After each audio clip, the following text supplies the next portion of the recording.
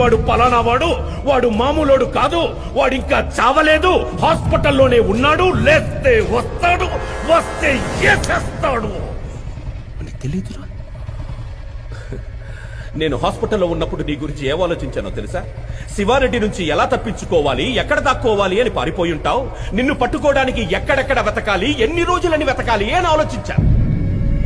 కానీ నువ్వేంట్రా, అసలు ఈ మద్దాలి శివారెడ్డి అనే వాడే నీ లైఫ్ లో లేనట్టు, వాడితో అసలు నీకేమీ జరగనట్టు, హ్యాపీగా బైక్ వేసుకుని హైదరాబాద్ మొత్తం ఇంత నార్మల్ గా ఇంత కూల్ గా ఎలా తిరుగుతున్నావురా నువ్వు?